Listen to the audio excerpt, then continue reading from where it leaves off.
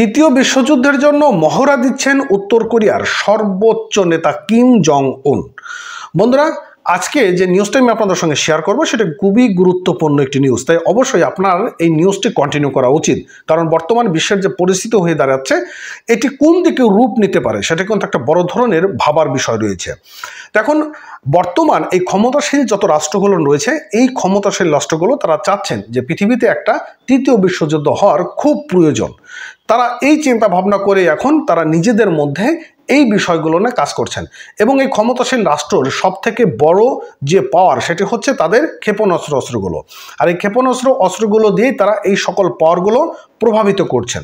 আপনারা জানেন যে বর্তমান সময়ে রাশিয়া ইউক্রেনের যুদ্ধ হচ্ছে এবং ইসরায়েল এবং প্যালেস্টাইনের মধ্যে একটি বড় ধরনের সংঘাত লেগে রয়েছেন এবং এই যে যুদ্ধগুলো হচ্ছে এই যুদ্ধে কিন্তু এদের পক্ষ বিপক্ষ রয়েছেন।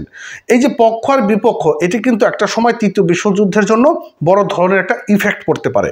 আর এদিকে কিম জং উন তিনি বলেছেন যে আমরা প্রস্তুতি নিচ্ছি এবং যুদ্ধের যত সরঞ্জাম রয়েছে এগুলো নিয়ে আমরা সামরিক শক্তি প্রয়োগ করব। এদিকে তাদের যে বার্তা সংস্থা, সেই বার্তা সংস্থা থেকে জানা গিয়েছে যে উত্তর কোরিয়ার প্রেসিডেন্ট কিম জং উন তিনি বলেছেন যে দক্ষিণ কোরিয়া এবং আমেরিকা তারা যৌথ মহড়া চালাচ্ছে এবং এই যৌথ মহড়া চালানোর সময় আমরাও আমাদের পাওয়ার বা আমাদের শক্তিও আমরা কিছুটা প্রয়োগ করেছি। কি রয়েছে আজকের এই নিউজটিতে, চলুন আমরা ইন্ডিপেন্ডেন্ট টেলিভিশনের নিউজ পোর্টাল থেকে আমরা একটু জেনে আসি। এখানে বলেছে যে আগে যুদ্ধের জন্য প্রস্তুত হতে সেনাবাহিনীকে নির্দেশ দিয়েছেন উত্তর কোরিয়ার সর্বোচ্চ নেতা কিম জং উন। এবার সেই যুদ্ধের প্রস্তুতি জোরদার করতে তাগিদ দিলেন তিনি। গত বুধবার দেশটির একটি সামরিক ঘাঁটিতে সেনাবাহিনীতে প্রস্তুত থাকতে দেখা যায় কিমের। আর এই সময় তিনি এই সকল নির্দেশনা দেন। কোন সকল? এবং এই যে যুদ্ধ, এই যুদ্ধের জন্য তিনি নির্দেশনা দিচ্ছেন। এবং বৃহস্পতিবার এক সংক্রান্ত বেশ কিছু ছবি প্রকাশ করেছে উত্তর কোরিয়ার রাষ্ট্রীয় বার্তা সংস্থা KCNA এবং বার্তা সংস্থা রয়টার্স বলেছেন যে দেশটির পূর্বাঞ্চলে এইসব প্রশিক্ষণ দেখতে দেখা যান কিমের। তবে ঠিক কোন এলাকায় গিয়েছেন সেটা এখনো পর্যন্ত জানা যায়নি। অর্থাৎ কিম তিনি যে তাদের যুদ্ধের জন্য প্রস্তুতি হচ্ছেন অর্থাৎ সামরিক মহড়া দিচ্ছেন এটি কোন এলাকায় সেটা এখনো প্রকাশ করা হয়নি। এই সময় ওই নির্দেশনায় কিম বলেন, যখন আমেরিকা এবং দক্ষিণ কোরিয়া সামরিক মহড়া চালাচ্ছে তখন আমরা এই মহড়াটা দিয়ে দিলাম।